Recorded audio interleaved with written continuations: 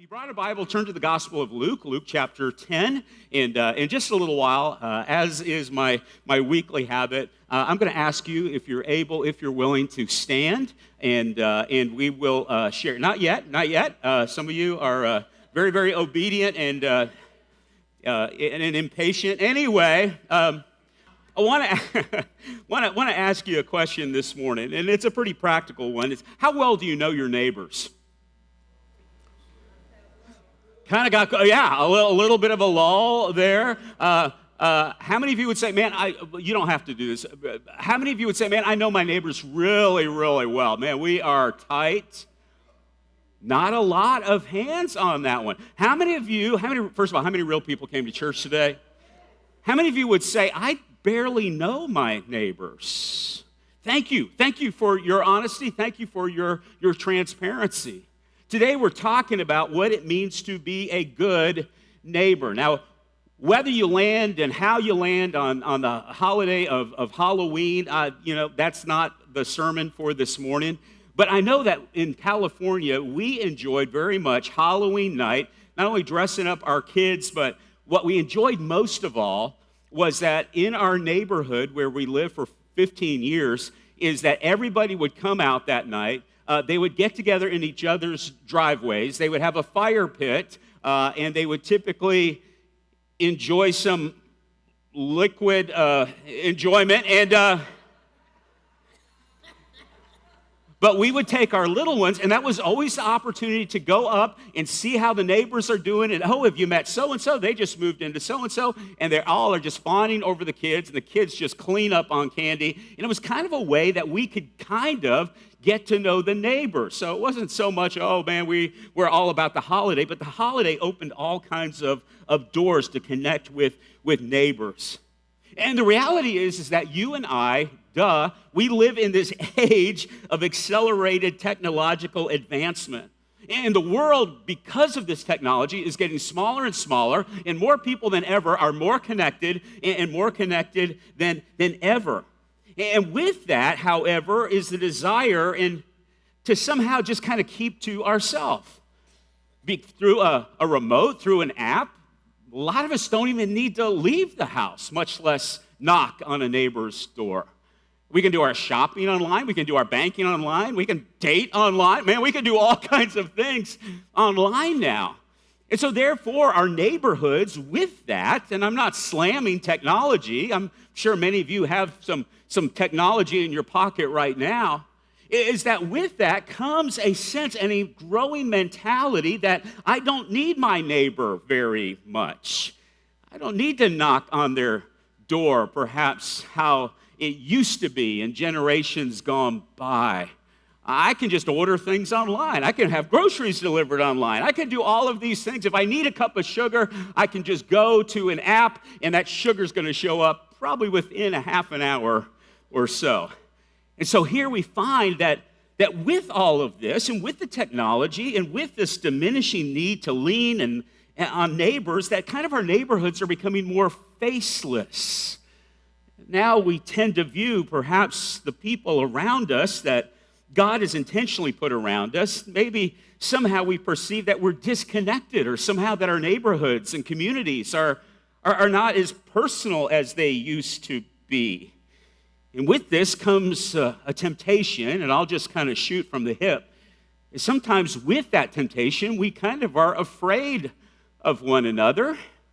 Sometimes we can gravitate to an understanding that the people around us are kind of obstacles in our life, that somehow they are hindrances to what I want to do, and somehow put these different impositions on us, that somehow a cutthroat competition somehow can ensue, even in the nicest of neighborhoods, instead of viewing our neighbor as somebody God has intentionally placed there, somebody that God loves, that the people that live around me are image bearers of God himself.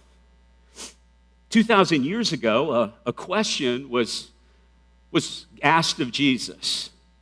Who is my neighbor? Archaeologists and historians have referred to it for many, many years as the bloody way. Sounds kind of gruesome, huh? The Bloody Way was a 17-mile desert descent from the holy city of Jerusalem down the mountain to Jericho. This is a unique place. I've been down that about 5 times now. I've been down there. I've been on a luxury air-conditioned bus. But 2,000 years ago, to the ancients, when Jesus refers to the Bloody Way, it would have landed in a far more ominous place. This descent came with some blind curves. Now it's a lot of buses and a lot of traffic, and it's as straightforward as possible. But back in the day, people who had to take that 17-mile trek and trail, it was a prime location for criminal activity, namely ambushes. With a lot of blind curves, people were susceptible traveling on that road. And it was the only way to get between these two cities is to go through the Bloody Way. And it's interesting that Jesus uses this place to identify someone who has fallen into a terrible situation. We don't know his name. It's really not important to the story that Jesus tells, but that he is a traveler. And as he is traveling, we find that he is indeed ambushed. He's beaten. He's stripped of his clothes. He's bloody. He's near death. He's in critical condition. And here he is in this precarious situation, literally left for dead, soon to be encountered by 3 passers-by. But it's one of them that we find to be a little bit unpredictable, an unlikely hero. With that said, I'd love for you, if you're willing, if you're able to stand, and let's read this account together. For many of you who've grown up in the church, this is a familiar account. And I pray that today, as I've been praying all week for you, that you would see this with new eyes and with a fresh understanding. And so let's read it like we've never read it before. Here we go. On one occasion, an expert in the law stood up to test Jesus. Stop right there. TV timeout. How many of you know right there? That's probably not going to go real well for him. Okay, let's keep reading. Teacher, he asked, what must I do to inherit eternal life? What is written in the law? He replied. How do you read it? He answered, love the Lord your God with all your heart, with all your soul, with all your strength, and with all your mind, and love your neighbor as yourself. Keep on going. But he wanted to justify himself. So he asked Jesus, and who is my what? Who's my neighbor? Who is my neighbor? Keep reading. In reply, Jesus said, a man was going down from Jerusalem to Jericho when he was attacked by robbers. They stripped him of his clothes, beat him, and went away, leaving him half dead. A priest happened to be going down the same road, and when he saw the man, he passed by on the other side. So too, a Levite, when he came to the place and saw the man, passed by on the other side. But a Samaritan, as he traveled, came where the man was, and when he saw him, he took pity on him. He went to him and bandaged his wounds, pouring on oil and wine. Then he put the man on his own donkey and brought him to an inn and took care of him. The next day, he took out 2 denarii and gave them to the innkeeper. Look after him, he said, and when I return, I will reimburse you for any extra expense you may have. Which of these 3 do you think was a neighbor to the man who fell into the hands of robbers? The expert in the law replied, the one who had mercy on him. And Jesus told him, go and do likewise. Before you sit down, turn to your neighbor and say, go and do likewise. And you may be seated.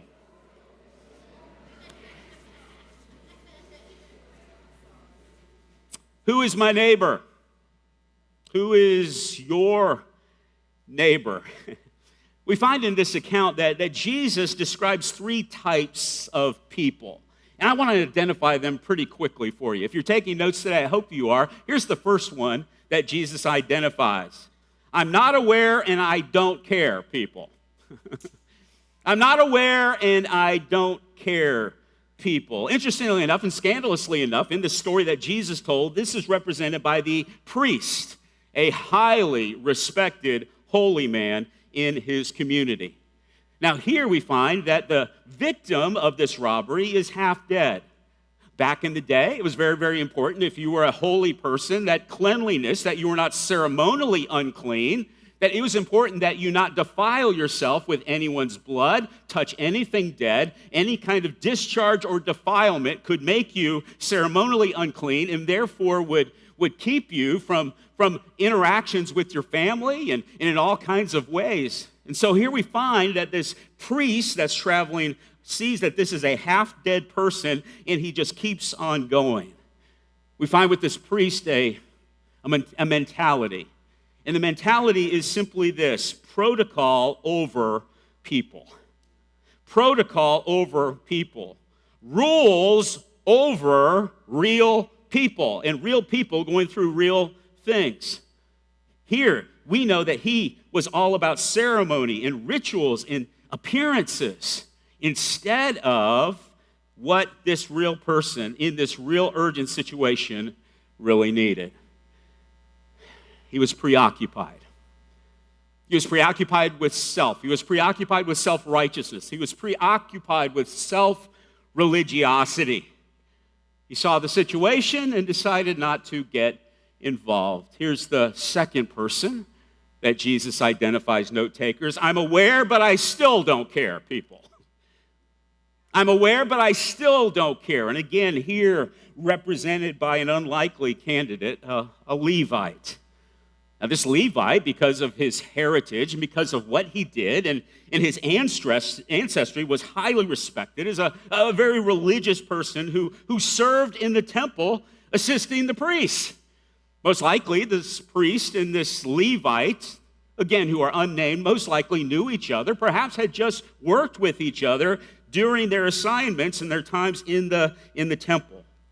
Now, what's important to note in this situation is both he and the priest represented the very, very best of society.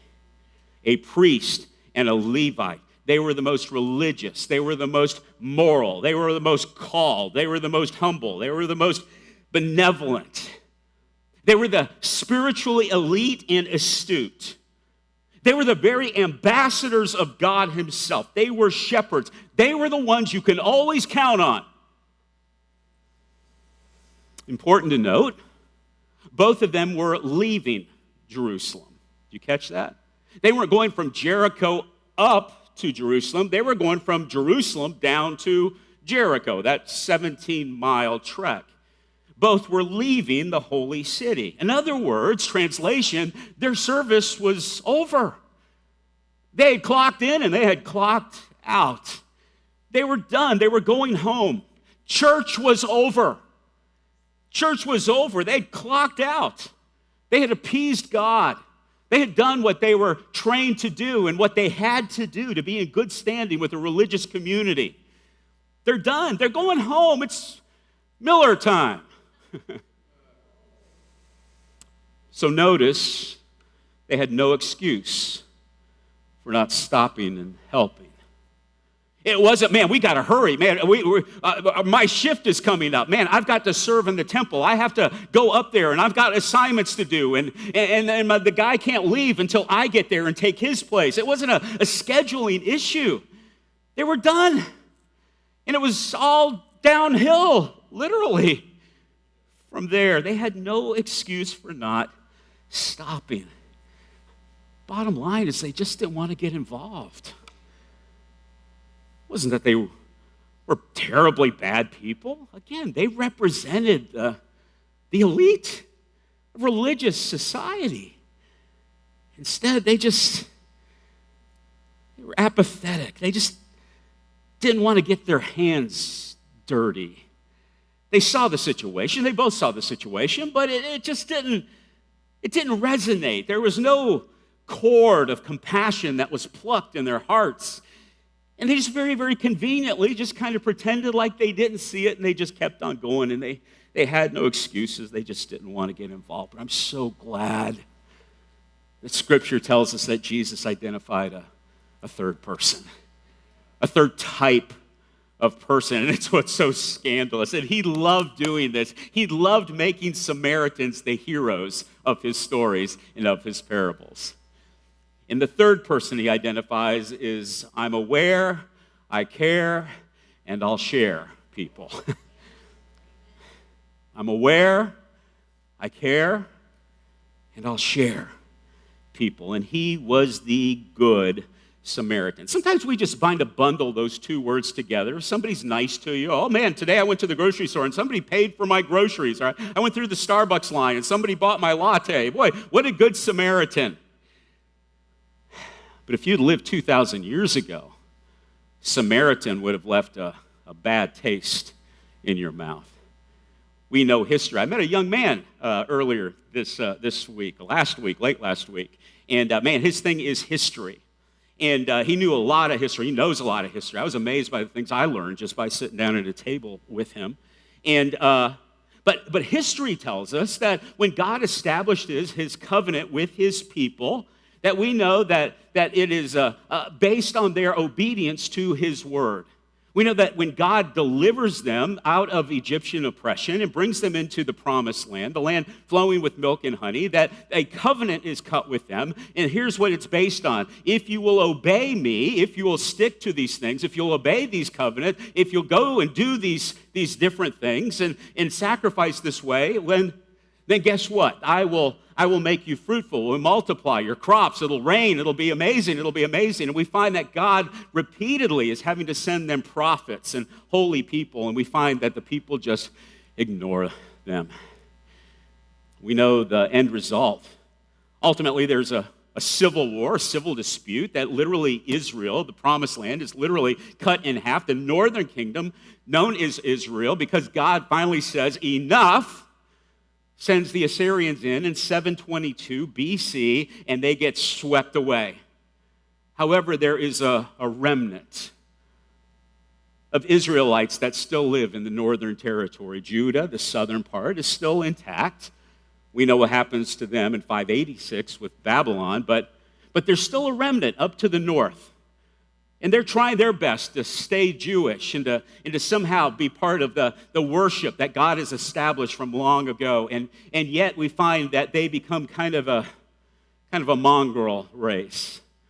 We'd go as far as maybe to say they're the half-breeds. And those Jews who were orthodox in their belief, they looked on them with a whole lot of bigotry.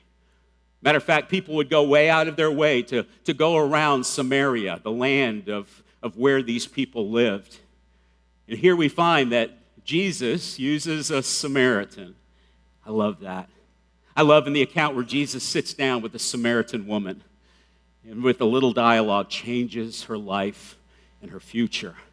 I love the account where Jesus heals the 10 lepers, and the one to come back and say thanks after he gets healed is, guess what? A Samaritan. Jesus loved confronting people on their bigotries and their prejudices. And here, of all the people that could have come across, that poor, beaten, bloody man comes along a Samaritan man, a good Samaritan. We read that he not only saw, he stopped. He offered his time, he offered his resources, he offered his personal transportation, even his money. He was available. He was alert. He was empathetic. He was untarnished by this empty cultural lack of consideration. He was untarnished by this faithless, fruitless, empty, talk-only religiosity. It was a part of who he was. He saw the need and he met it. And he's a cultural outsider. He had the wrong pedigree. We read nowhere that he had the credentiality. We read nowhere that he had the proper training. He's not a medical person. He's just a guy traveling, probably nervous, probably trying to make this 17 miles as quick as possible. And yet he stops He didn't have the best of anything, but you know what he had the best of? He had the best heart. And that's what God looks at. God looks at the heart. And so Jesus, through this encounter, through this story, he forced this self-righteous expert on the law to answer his own question, who is my neighbor? And the answer is clear. Who isn't my neighbor? Who isn't my neighbor? The neighbor, listen, is both the provider and the recipient of God's love. It's nice when we're the provider of God's love, but somehow as I look across a room like this, I'm assuming that you all can relate to the guy on the road.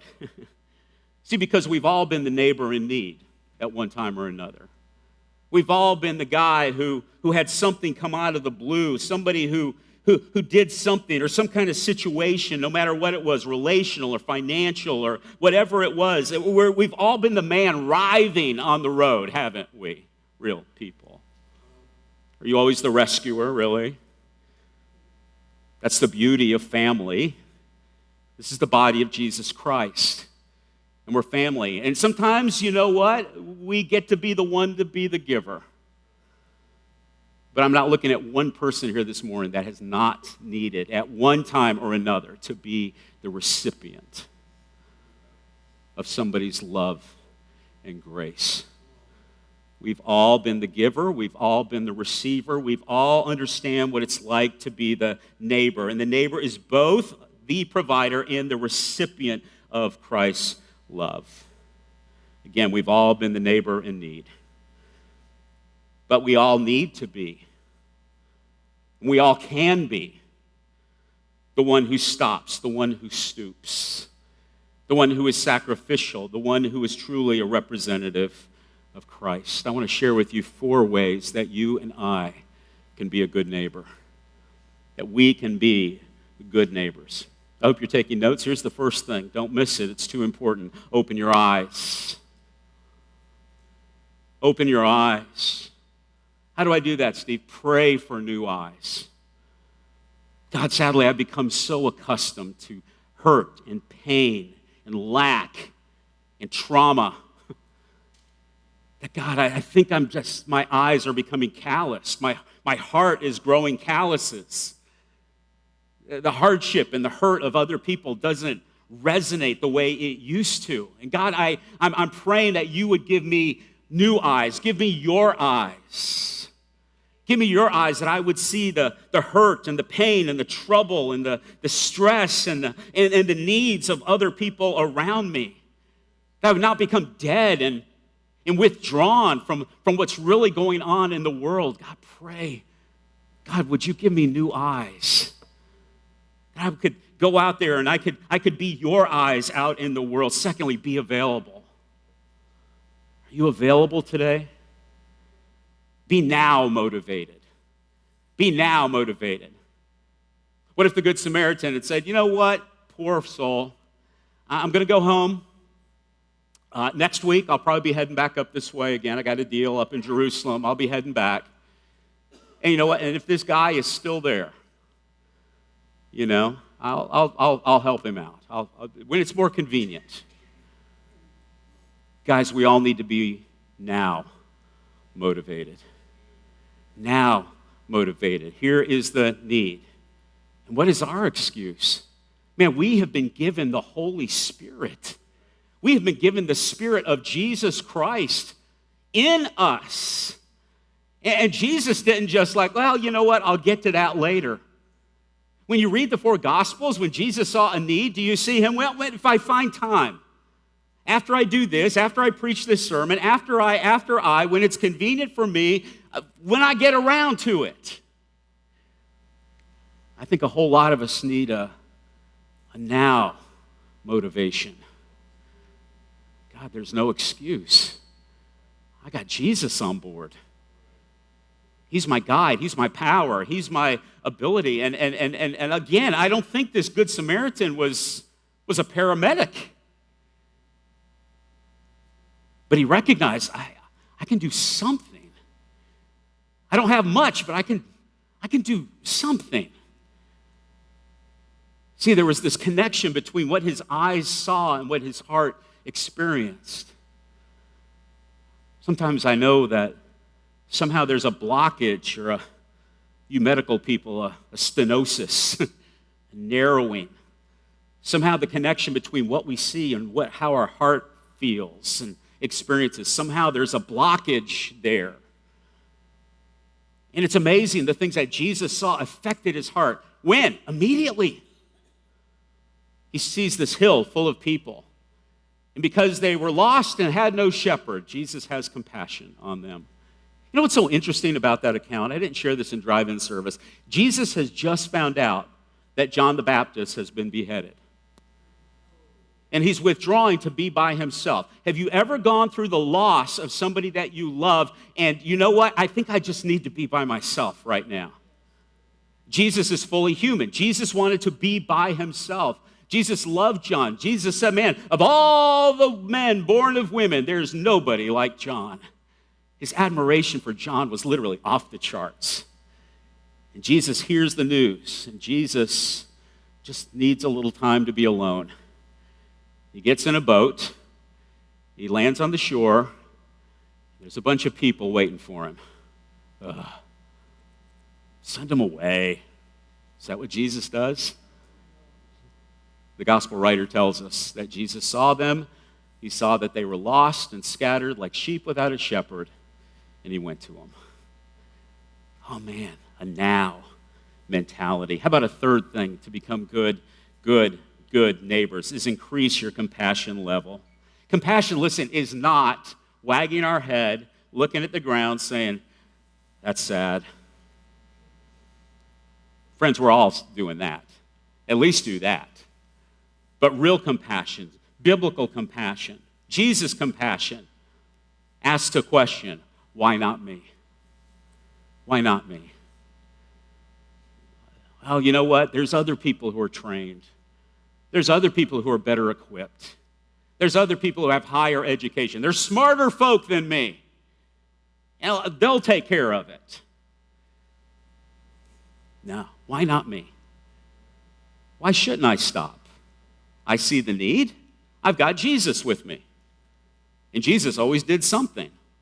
I might not be able to do everything, but I can do something, for crying out loud. Even if I stop and show compassion, it's something. Even if I show empathy, it's something.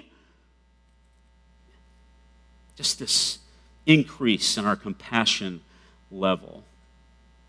And lastly, is be willing to sacrifice. 3 words, if you don't walk out of here with anything else today, is that real love costs. Real love costs. Well, I love everybody. I just love the world. Oh, love, love, love. Love, love, love, love. I mean, life, really great. What are you giving up? Where are you getting pinched? What are you willing to lay down? Hey, I want a lovey-dovey world too. But the bottom line is love always costs you something. It costs Jesus everything. It cost his very life's blood. It cost everything. Thank you, Dale, for your meditation today.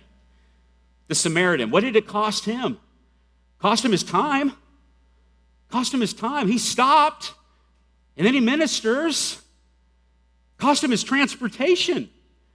I think it's easy to assume this guy is in critical condition, and most likely he put him on his donkey, and guess what? I'll walk. 17 miles. Steep, 17 miles. He gets the donkey. He'll get the donkey. It cost him his treasure. It cost him money. Man, he poured his own oil. He poured his own wine, this ancient antiseptic, into these hemorrhaging open wounds, and then he takes him to an inn. And what's he do there? He helps him. He ministers to him. He's doing what he can for this soul who's in trouble. And then the most wild thing, he tells the innkeeper, I'm going to come back. And whatever extra things he needs, any whatever extra costs, you keep a tab going. Not only am I coming back, but I'll pay it. whatever it is. He gives the innkeeper this check with the amount not filled in. He gives him his card with the total not filled in.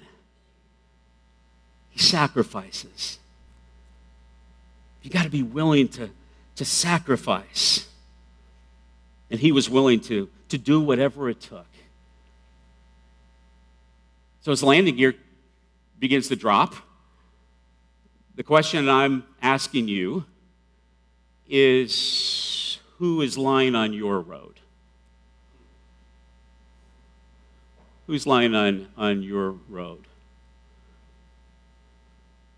And you know they're on your road.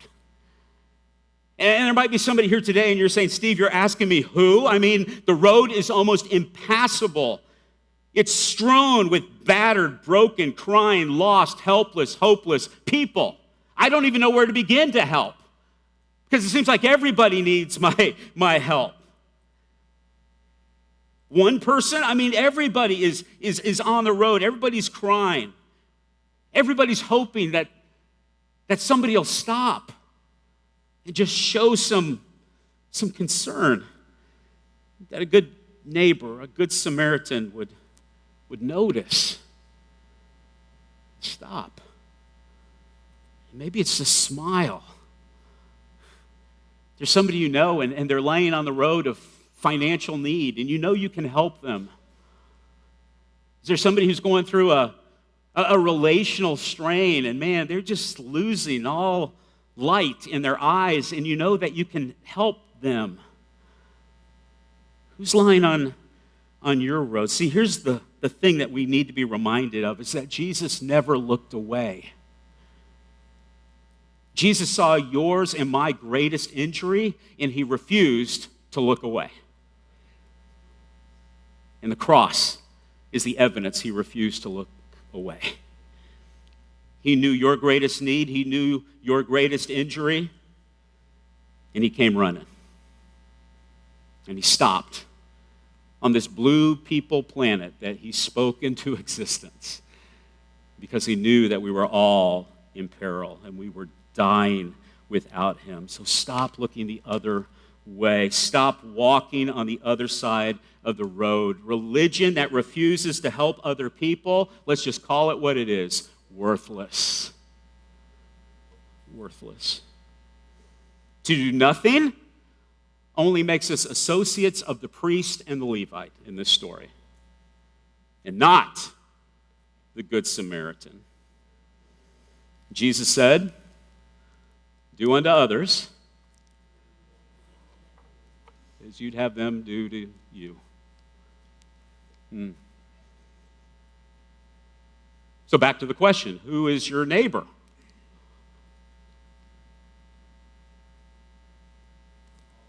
Who isn't? Jesus refused to look the other way. Aren't you glad? He was the only one that could rescue us. He was the only one that was uniquely qualified to rescue us. Fully God, fully man. Fully God, able to provide the remedy and the rescue. All powerful. Fully man, a human representative that we needed. Something that the blood of bulls and rams and doves and all these other things in the old covenant could never, ever, ever deal with effectively. They could only cover the sin of the people. But only the blood of Jesus himself could erase it. That you and I, through faith in Jesus Christ and Jesus Christ alone, could have our sins eradicated. Never to stand between us and a holy God, ever, ever, ever again. And Jesus said at the cross, I'm offering you an exchange. I'm offering you the deal of a lifetime. I'm going to give you my righteousness, and I'm going to take your unrighteousness. And today, for somebody, that invitation is yours. That invitation is yours today. That still stands.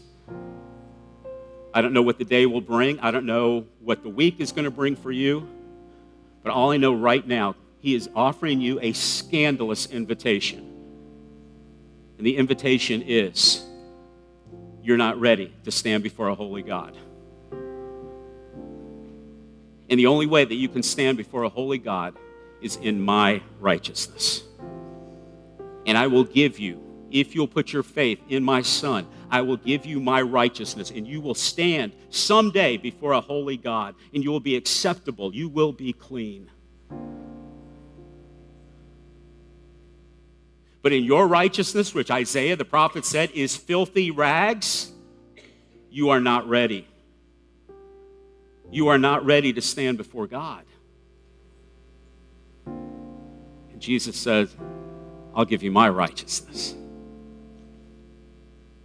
I pray today is that you, while there's time, don't drag your feet. This is too important.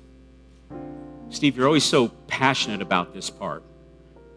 One of my mentors from long ago, when this was known as West Shore Christian Church, some of you remember Pastor Paul Neal. I went to him on his deathbed. I went to visit him one night in the hospital. I went down, his room was so dark, and I went up to him and I put my arms over him, and God had used him in a powerful way in my life and in my calling. And he grabbed me. Here he was, this little, dark, skinny figure in a dark hospital bed. And I leaned over to minister to him. And he grabs me by my shirt.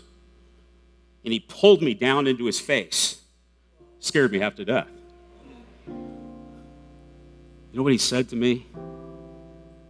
Steve, get him down the aisle.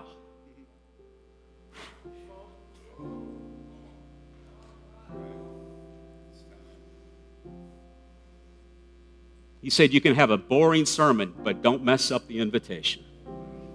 I'll never forget him saying that.